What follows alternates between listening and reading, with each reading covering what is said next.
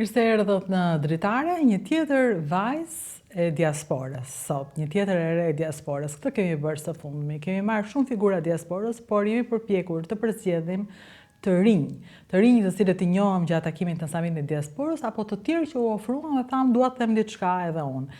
Një prej tyre është Alesia, në fakt është nëna Alesia si na shkroi, po me shumë kënaqësi të hapur jemi kushdo që të na shkruaj, dhe na tha të njohim vajzën e saj, që është Alesia Tassini, e cila jeton në Firenze dhe është 24 vjeç. Mirë se erdhe Alesia. Përshëndetje. Kënaqësi. Ku je tani, në shtëpi? Po, në shtëpinë time jam. Mami kishte shumë kënaqësi që të njihnim vajzën dhe arritjet e saj. Edhe ne jemi të lumtur ta bëjmë këtë, të njohim të gjithë në Dritare dhe të kuptojmë se si një vajzë e cila lindi në Itali, flet shqip në mënyrë të shkëlqyer, e ka Shqipërinë në zemër dhe ndërkaq edukohet, arsimohet që të na bëj krenar, sepse çfarëdo që të bësh në jetë, Shqipëria do krenohet, apo jo? Po, patjetër. Po, jam lindur dhe rritur në Firenze nga 2 prindër emigrant. Edhe është... Mos më thuaj që je nga Vlora. Po, jam nga Vlora. Po, origjinat e mia janë nga Vlora, nga qyteti I Vlorës, e bukur e Vlorës.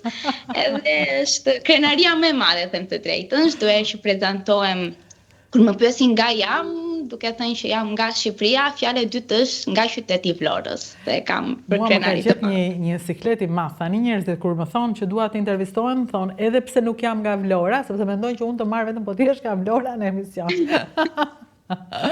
Tani të bëj një pyetje. Ta ndjeva dialektin, prandaj të pyeta. Si ka mundësi ti ke lindur atje? Si ka mundësi që ke dialekt? Ti ke mësuar atje gjuhën shqipe?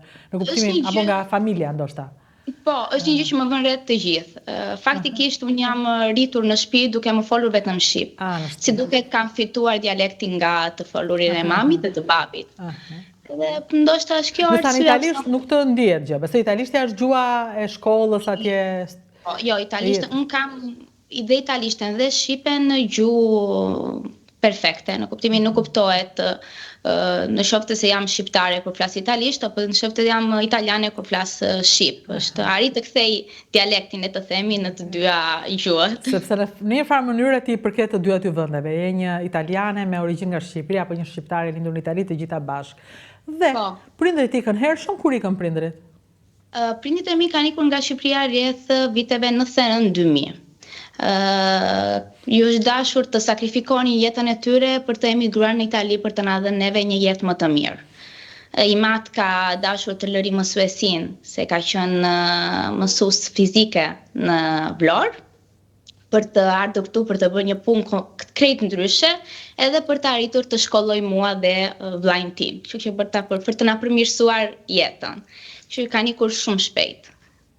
Edhe unë kam lindur këtu. Po mami? Punonte në Shqipëri? Po, dhe mami sa po kishte mbaruar studimet, edhe ndoqi babin dhe erdhi dhe mami në Shqipëri, në Itali dhe ajo duke në Shqipëri. Kështu që të dy mbaruar studimet, do punonin, kishin ëndra, por menduan t'i lënë pak më njanë që të realizonin ëndrat e fëmijëve. Po, edhe veç sot arri dhe kuptoj sakrificat që kanë bërë, duke më njanuar jetën atyre për të na dhënë neve mundësinë e dijes, e shkollimit, edhe të një jetë më të mirë për atë kohë, se krizat ekonomike dhe nuk po ofronte një gjë shumë të madhe. Po në Firenze e gjetën veten shpejt? Dhe në Firenze tani që flasim është plot, është kthyer në një qytet populluar nga shumë shqiptarë. Shqiptarët e kanë lagjet e tyre praktikisht, kanë restorantet, baret, hotelet, kanë qendrat e tyre. Shqiptarët janë fuqishëm të qëndrojnë fuqishëm në Firenze, por jo besoj kur ata kanë shkuar ka qenë kështu, ka qenë më e vështirë, patjetër. Po, kur kanë ardhur në Itali, në Firenze, mund të them që kanë qenë shqiptarët e parë që kanë qenë me të vërtet shumë pak familjet shqiptare në Firenze, sidomos në zonën që jemi neve, se nuk jemi pikërisht në qendër, jemi çik më të distancuar, rreth 10-15 minuta nga qendra e Firenzes, se qyteti I madh ka shumë rëmuj edhe kam preferuar gjithmonë të rinë në një qytet më të vogël. Ku jeni ju? Jetoni? Neve në Campi Bizenzio. Është e di. Po, është me të vërtet shumë afër. Edhe këtu në fillim fare nuk ka patur, mund të kanë qenë 2-3 familjet shqiptare, tani janë popullsuar, janë shtuar jashtë mase. Është gjë e mirë në një anë, po që tregon që emigrimi ka vazhduar, kështu që nga ana tjetër për Shqipërinë nuk është edhe një faktor që vazhdon. Ndërkaq u shkollove atje, bëre si që ka qenë shkollimi yt? Në shkollat publike në Itali, pastaj çfarë prirje shfaqe? Unë kam patur një shkollim si çdo fëmijë italian, le të themi. Kam bërë shkollë normale, shkollë publike. Kam patur fatin që prindit e mi kanë investuar në dijen time dhe më kanë mundësuar të bëja edhe kursa ekstra shkollor kur mund të kem patur nevojë. Kam patur fatin të madh që i mat më kanë ndihmuar shumë në shkollimin tim kur kthej i lodhur nga puna, që më ndihmonte duke bërë si ishte kur kthej babi nga puna. I vinte shumë i lodhur, po kur më shikonte të dera me fletore dhe me sirolapës në dorë, mbetej edhe kuptonte që ishte momenti të bënte një dush, të hani në bukë edhe të më ndihmonte për ushtrimet që duhet të bëja. Se ti e prisje sepse kishe gjëra që si dije. Po, dhe dije që i dite babi. Po, pikërisht. Më shumë ishte e prisja me shumë qef sepse çdo herë që filloja dhe i tregoja programin shkollor, më thoshte si ka mundësi jeni kaq mbrapa, në klasë të dytë, në klasë të tretë, nuk duhet ishte programi më avancuar, bëni shumë pak, nuk vete mirë. Edhe kur nuk arja do të bëja një ushtrim që për në shkollë ishte ushtrimi më i vështirë, po për babin tim ishte ushtrimi më i lehtë, ndjesha keq se thosha jo, babi ka thënë që duhet isha më avancuar në matematikë. Edhe më zje prisja që të më ndihmonte. Isha me të vërtet shumë në ankth, gjithkohë thosha, mua më duket i vështirë, mos u gjej lehtë ushtrimi për babin, mos programi i matematikës në Shqipëri është më avancuar si ishte më i mirë. Edhe them të drejtën, babi më ka ndihmuar shumë për të patur një matematikë më të avancuar, duke ndjekur një programin që ai bënte në shkollë në Shqipëri. Sepse babi nuk e la mësuesin. Ai e vazhdoi, por u bë mësuesi special i vajzës ti. Po, edhe ka lënë në mua atë pasionin për mësuesin, them të drejtën.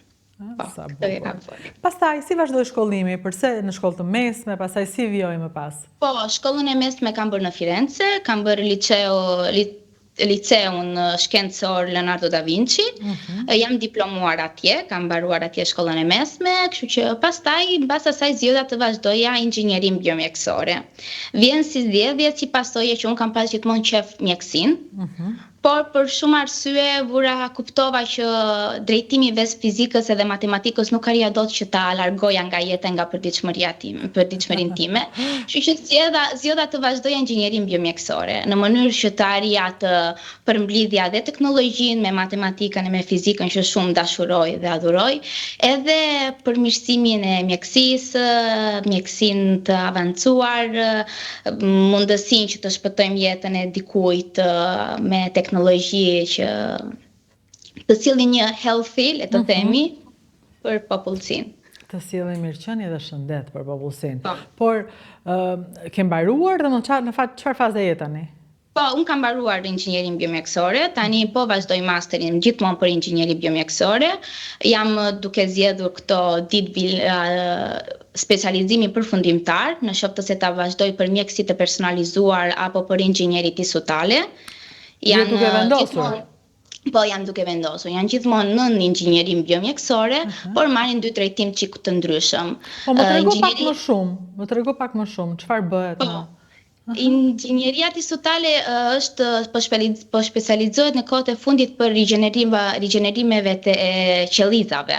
Qellizave. Kështu që po, gjithë qellizat e popullit, e njeriut, në qoftë se mund ta. Tu je me familjen? Po, jam me familjen në diplomimin tim. Diplomimi. Po.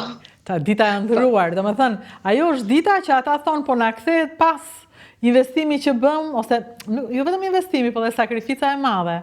Sakrifikuan jetë për dyert të tjera, edhe u kthye pas, ti u diplomove, unë t'ja dole. Po, është dita e parë që kam parë babin tim të preket qik, e të shikoj një lot në sy. Kështu që është dita që s'kam përtaruar asnjëherë në jetën time. Është më u dorëzua ditë, filloi çaj. Po, emocionohem dhe unë tani duke më parë kujtimin, duke më mbajtur mend çfarë ndodhi atë ditë, po. E bukur. Babi për gocën që lëshon një pikë loti. Vllai është afër? Vllai, po, kam mamin dhe vllajin. Vllai është çik më i vogël se mua, është 19 vjeç. Tani është në vit të fundit të shkollës së mesme, edhe është duke zgjedhur universitetin. I pëlqen shkolla aty? Po, edhe vllajën e kemi drejt lëndëve të matematikës e të fizikës. Babi pas ka vendosur kufi të fortë. Vërtet, na njeri thot mami, u si të ngjajtën të dy vetëm për matematikë fizikë kam, se mamin e kam më drejt ato lëndeve humanistike, to lëndet më s'ka që po mami u tregua e shkathët, tha të flasi pa goca, tha njeni gocën time. Jo, mami është ajo që na ka ndihmuar në krijimin e kulturës tonë, në edukatën tonë, se ajo që ka punuar shumë në shtëpi për prezencën tonë si njerëz. Babi mund të na ketë trajnuar shumë matematikën, fizikën, mund të na ketë ndihmuar në ca ushtrime shkolle, edhe them të drejtën ka sakrifikuar më shumë jetën e vet për ne. Por pa ndikimin e mamit në shtëpi edhe pa prezencën e mamit në shtëpi nuk do të ishim këta që jemi sot. Që kam punuar qik bashkë të dy. Sa mirë zemër, është hera e dytë tani që kam një vajzë të rej që falenderon prindërit, kisha 2 fëmijë të vegjël 15-19 vjeç që falenderonin mamin dhe babin, që prisnin kur ata venin në kurse, që shoqëronin në kurse, që sakrifikonin për ta, dhe ja një vajzë tjetër. Kjo është gjëja më e mirë, ta themi me zë të lartë atë që ndjejmë, se kur do e themi, kur të mos jenë. O, sa më kanë ndihmuar mami im, sa ka bërë për mua. Jo, tani ka nevojë ta dëgjojnë ata. Këtu jeni diku me pushime të vegjël. Po, jo, këtu jemi në Valbon, po nuk gaboj, në Shqipëri. Në Shqipëri. Se ne, po s'gaboj po, kemi shumë të vogël po, atje jemi, se ne nuk vim vetëm gjatë verës, po frekuentojmë shpesh verës. Këtu po s'gaboj duhet të kemi qenë... Po, vini në Shqipëri, në Shqipëria është zgjedhje e rëndësishme gjatë vitit, nuk është se mungon. Po. Unë jam rritur, shumë kam qenë e vogël 2-3 herë në vit jam në Shqipëri. Ka ardhur si pasojë nga që kemi akoma gjyshrit, njerëzit, familjarët tanë, kështu që kemi pas nevojë të takonim. Ku janë në Vlorë? Të gjithë në Vlorë? Në Vlorë kemi të gjithë. Ku banojnë në shlagje në Vlorë? Në Skel, ne jemi skelar. Wow, skelar. S'ka më, jeta mam lënjata. Edhe unë shu pyetje, po nga të kemi, po nga ke shpinë, ku shërinit. Po se ti me këtë buzëqeshje diellore, kështu të bën të ndihesh në shtëpi dhe të flasësh në mënyrë familjare. Këtu janë në Firenze, besoj.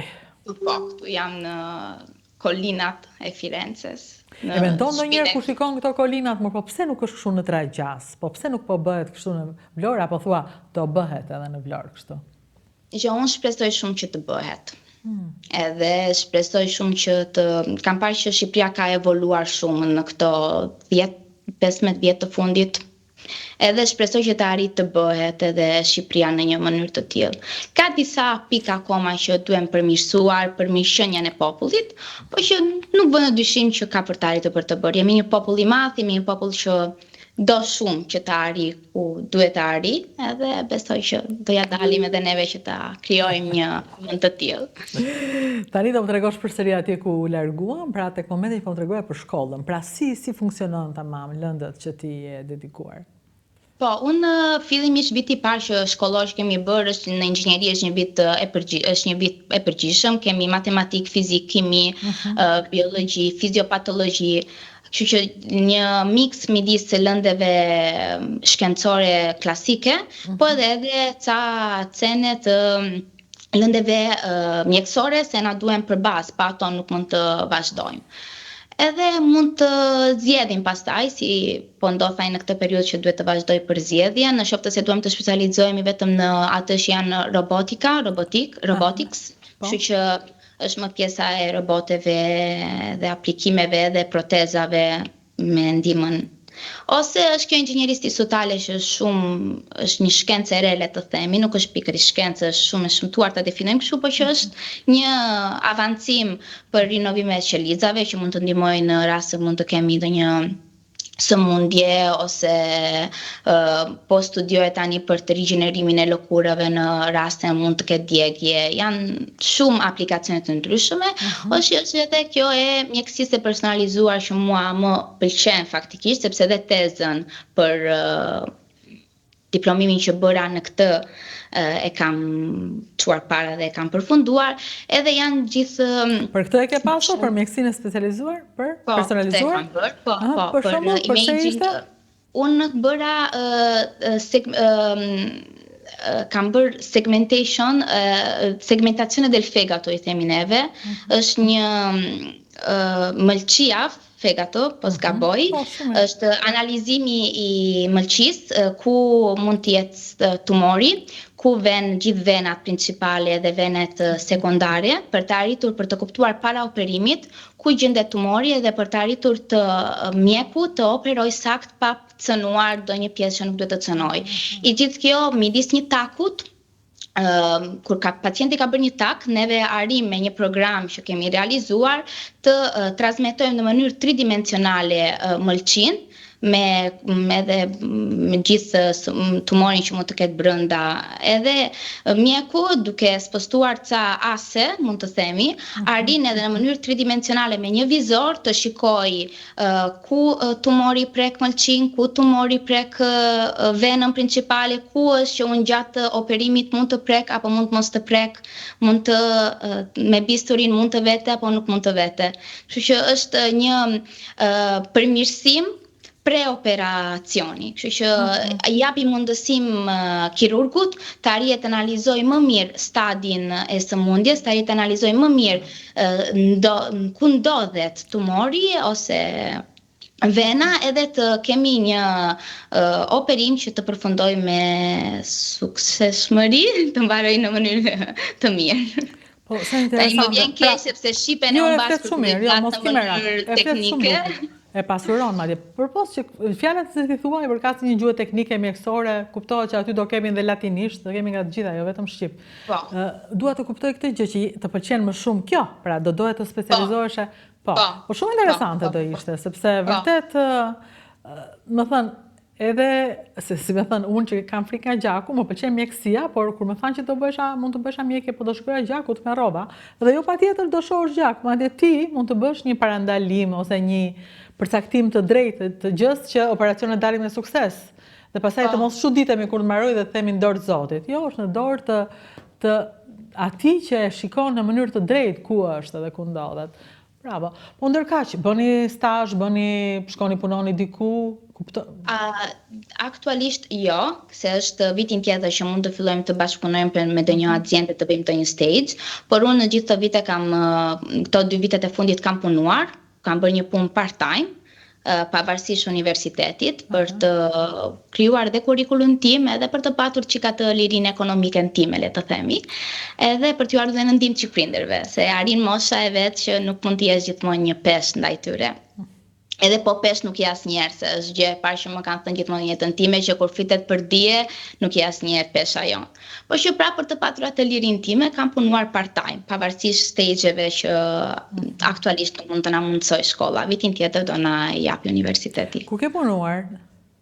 Unë kam vazhduar faktikisht gjurmën dhe mësuesisë të babit, se jam profesoresh në një institut për lëndet STEM, që janë lëndet matematik, fizik, informatik, duke përfshirë dhe inteligjencën artificiale. Kështu që në shkollë të mesme, kështu që kam vazhduar. Në shkollë të mesme ke dhënë mësim, domethënë të lejohet, edhe pse je tani në vazhdim, të lejohet japësh mësim.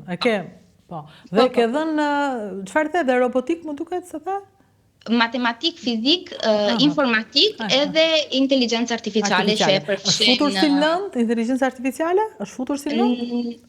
Pikërisht, objektivi jonë edhe si institut është që ta fusim si lëndë, edhe po në rregull nuk është, për të arritur dhe për të mbrojtur nxënësit nga gjithë dinamikat negative dhe jo të bukura që mund të përcjellë inteligjenca artificiale. Në një leksion mua tani me që je për inteligjencën artificiale, unë për shembull jam një njeri I varur nga inteligjenca artificiale, nëse mund të quhet, kuptoj.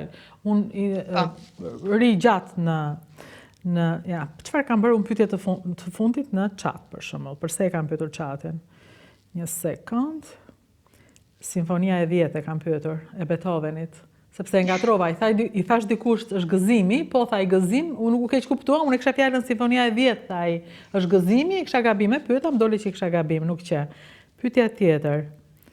Një sekond. Caption I fuqishëm, përgjigje Olga, ikonat që mbijetuan, thjerza, recetë thjerza, është praktikisht gjithë jeta ime është në chat, lumë kush do më kontrolloj çfarë bëj gjatë ditës, se tani besoj të gjitha këto që shkruajmë janë Jo, janë gjëra pozitive, po, janë gjëra pozitive. Jo, pozitive janë, po janë domen publike kanë fjalën, gjithkush mund na i shofi çfarë shkruajnë. Po, le të themi, thohet jo, por në fund fare po, dikush arrin gjithmonë që të gjej çfarë po shkruhet. Kështu që nga çfarë duhet të ruhemi? Së pari nga privatësia, pra nuk ka privatësi. Duhet ta dim këtë gjë. Po. Edhe si e dyti për nxënësit që ne punojmë shumë, është mos të kesh besim të verbët ndaj inteligjencës artificiale, se mund të gaboj. Po, sepse ajo dhe gabon, patjetër. Po, më ka ndodhur personalisht që gjatë një nxënës kishte gabuar në provim një ushtrim, edhe kuptoi që nuk ishte bërë nga ai, po ishte bërë nga një inteligjencë artificiale, se një njeri që ka studiuar arrin dhe kupton kur e ke bërë ti apo ka bërë një inteligjencë artificiale, sidomos për gabimin që kishte. Shumë gjëra kuptohen tani, inteligjenca është e kuptueshme për ato që përdor, për gjuhën perfekte, për asnjë gabim, për përsëritjen që tani mua më duket, dikur më pëlqente ajo përsëritja e frazave, tani më duket si e bezdisshme. Do të thënë artificiale.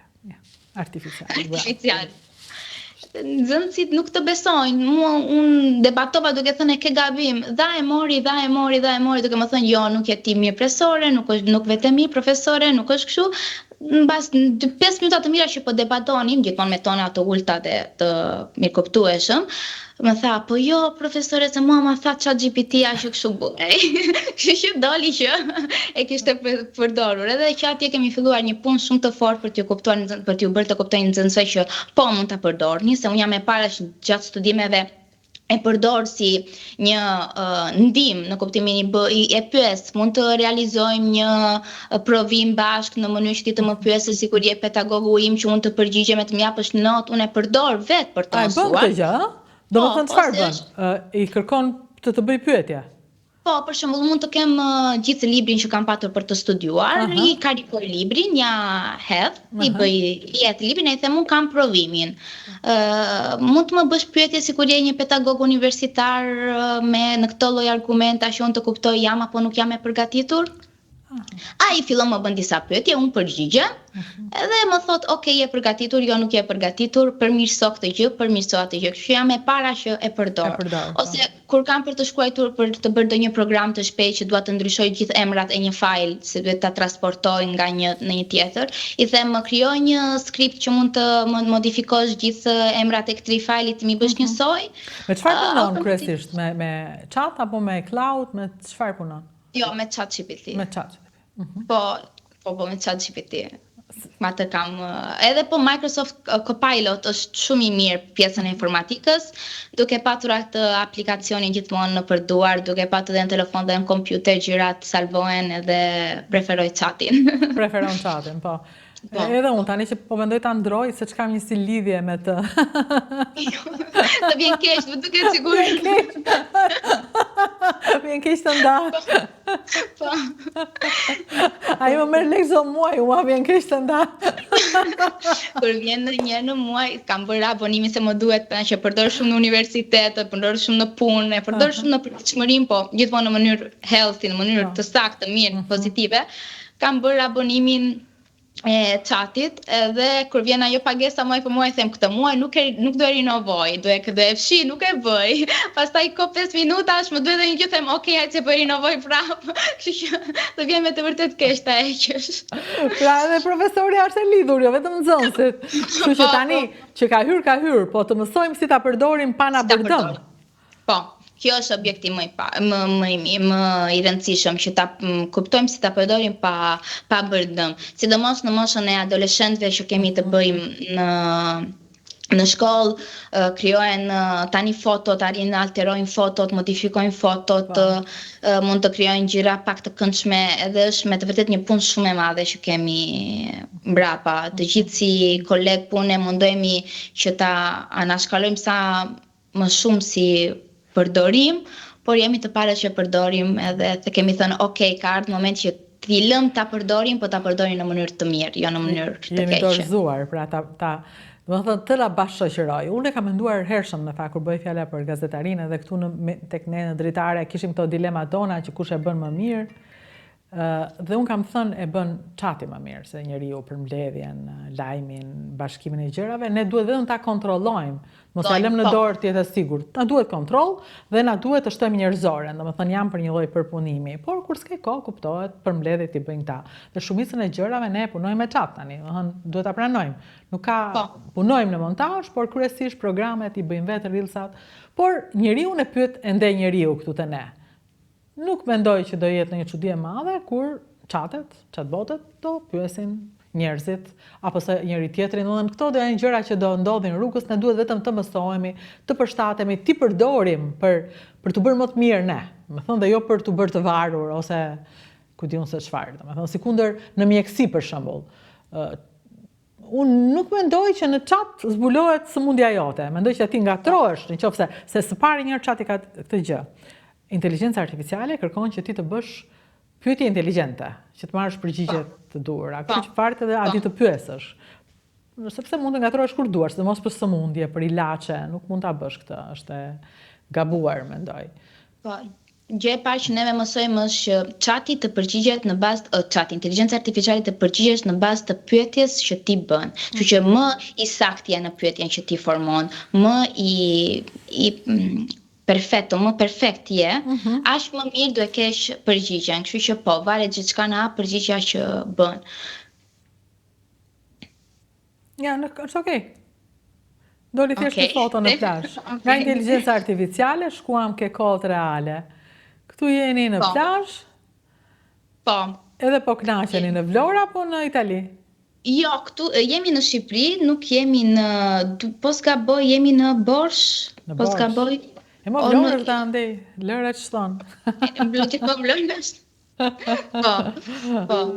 Qa mrekullie. Jam me babin. Sa deti kemi, o zot. Nuk e di. Unë sa herë që duat më sytë në një moment të paqt, mendoj Karaburunin edhe Sazanin. Ja, ku ke qenë ti? Normal. Këto vendet ku shkohet me varka.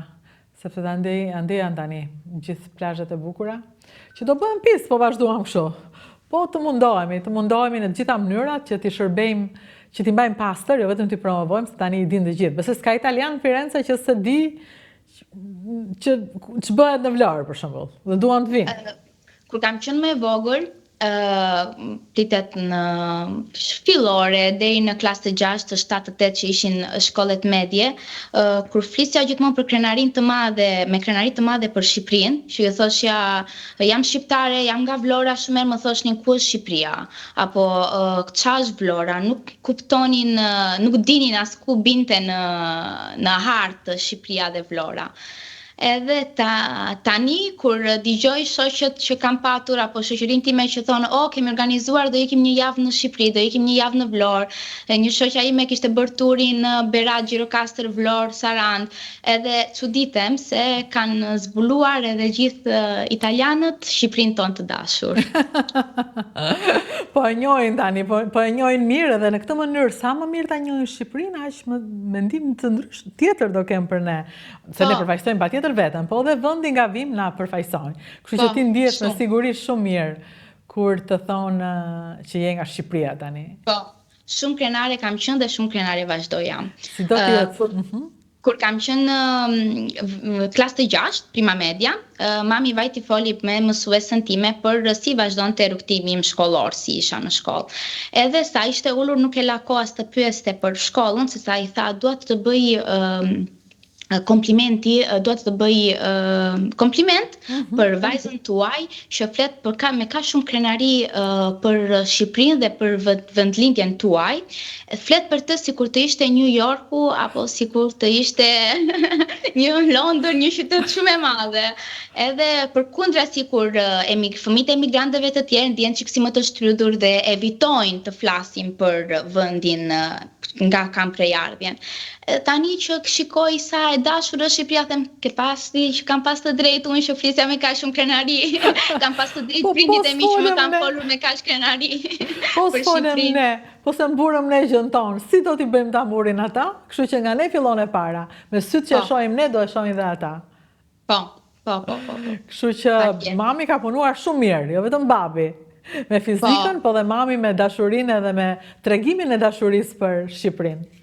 Po, më kanë folur gjithmonë me krenari, me dashuri, më kanë treguar gjithë kulturën të Shqipërisë, më kanë çuar në gjithë qytetet, në gjithë vendet më të bukura të Shqipërisë, që kam qenë e vogël. Edhe nga 2-3 herë rresht më kanë çuar, kështu që edhe më kanë dhënë mundësinë që ta zbuloja 360 gradë dhe ta çoja para me krenari. Gjëja më e mirë që kanë bërë është që më kanë folur shqip, që më kanë blerë abetare kur kam qenë 5 vjeçe. Edhe më kam blerë fletore pune për të mësuar që ta shkruaja gjuhën shqipe. Edhe më vjen shumë inat, le të themi në thonjza, edhe më vjen shumë keq kur hap televizorin shqiptar, edhe dëgjoj që në 4 fjalë 3 janë anglisht, 1 është italisht, edhe ndoshta e 5-ta është shqip. Sepse besoj që populli shqiptar po humbet shumë gjuhën shqipe, edhe nuk është e drejtë ndaj atyre prindërve emigrant që kanë emigruar dhe kanë insistuar që fëmijët e tyre të flisnin gjuhën shqipe. Nuk është e drejtë ndaj komunitetit, ndaj popullit arbëresh që ka ikur këtu dhe 500-600 vjet më para, edhe vazhdojnë dhe flasin gjuhën shqipe, dhe ti kur i pyet çfarë flet të përgjigjen unë flas shqip, se mund kështu flasin. Edhe nuk është e drejtë, që do doja shumë që në Shqipëri, përveç krenarinë e vendit të bukur, vendin e bukur që kemi, po të fillojnë të kishin prap krenari për gjuhën shqipe, ta flasin prap saktë gjuhën shqipe. Faleminderit. Se po flasin. Shumë kënaqësi kur e dëgjoj thënë kaq bukur. Faleminderit. Më tregon në fund për ëndrat e tua për dijen, si e mendon, derisa do vendosësh ku do specializohesh, çfarë ëndre ke më pas, si vazhdon? Ëndrat e mia janë dy. E para është që të arria të vazhdoja mësuesin, po në universitet që të bëhesha pedagoge në Firenzen tim të dashur, por është një rrugtim shumë i gjatë, është një rrugtim që ka nevojë për kohë, ka nevojë për disa angazhime ekstra, se sa të mbaroj edhe specializimin e të arri të futem në një azient, qoftë në një vend tjetër, në Londër, në Zvicër, në Amerikë, kudo që të jetë. Urat e botës ku mund të arrijnë janë shumë të mëdha. Edhe ëndra tjetër që lidhet me realizimin e punës është të krijoja një startup me kolegët e mi universitar, e flasim shpesh, duher kemi një ide, kam 2-3 shoqe në fakultet që kur flasin themi po sikur të krijonim këtë, po sikur të krijonim atë. Jemi akoma në fazë studimi. Kur kemi filluar universitetin, imagjinonim të arrinim të krijonim ndonjë aplikacion që ti të flisje shqip, edhe shoku t'i vente me njëherë anglisht përkthyer, kështu që të kishte një përkthim direkt. Tani është e realizuar, kështu që duhet të angazhojmë që të realizojmë ndonjë gjë tjetër, të idealizojmë ndonjë gjë tjetër. Edhe gjithmonë në botën e inxhinierisë biomjekësore për të arritur e për t'i dhënë një mënyrë të re të mjekësisë, një mjekësi të re botës. Kjo është. Një mjekësi të re botës, në mënyrë që të jetojmë edhe të plakemi, dhe të ndahemi nga jeta në një mënyrë dinjitoze, me ndimin e një mjekësie revolucionare. Uroj që kjo të ndodhi, uroj që të jetë e pranueshme financiarisht, çdo gjë që ti ndëron afër të pranueshme financiarisht, sepse gjëra po ndodhin gjithçka, por revolucionizohet në mjekësi, po jo, nuk është e kapshme dhe e mundshme për të gjithë. Uroj që ti të shërbesh ëndrave të tua edhe faktit që ti e di nga erdhe, nga dy prindër që sakrifikuan, emigruan në emër të dijes. Uroj që tani gjithë të dije t'ia kthesh atyre të tjerëve që sakrifikuan gjithashtu, apo që qëndruan në vendin e tyre, sakrificisht edhe kjo. Faleminderit zemër. Shumë faleminderit juve. Shumë përqafime për mamin edhe për babin, gjithashtu për vllajin tënd. Një familje mrekullueshme në Firenze që na bën krenar me dashurinë për Shqipërinë, për gjuhën edhe me faktin që ja ka dalë t'i arsimoj kaq mirë fëmijët dhe ta duan kaq fort Shqipen. Faleminderit. Shumë faleminderit. Mirupafshim. Mirupafshim. Isha me Alesia Tasinin në Firenze, edhe u kënaqa. Uroj që jeni kënaqur edhe ju. Dritare Televizion dhe Rudina Xhunga janë dy kanale që janë këtu pikërisht për këtë lloj kënaqësie, që është kënaqësi njerëzore, që nuk ka të bëjë me atë kënaqësi materiale, ç'a mora unë, ç'a përfitova unë. Përfitova kënaqësi nga njoja me një individ që e do gjuhën time dhe që e do vendlindjen e saj dhe timen. Kjo është e gjitha. Ndonjëherë kënaqësitë janë kaq të thjeshta. Regjistrohu te Dritare Televizion dhe Rudina Xhunga, bëj një subscribe se s'të gjej gjë po e bëre. Po bëhet tani. Ndërsa mua më gjen diçka e madhe, rrita ndjekësit dhe më tregon që ja kemi dalë, ajo që duam e doni dhe ju. Dhe ne mundemi të kërkojmë dhe të vazhdojmë përsëri të përmirësohemi, të shtojmë emisionet, të bëjmë më shumë gjëra që vlen, dhe të besojmë që i dilet edhe kështu, duke punuar.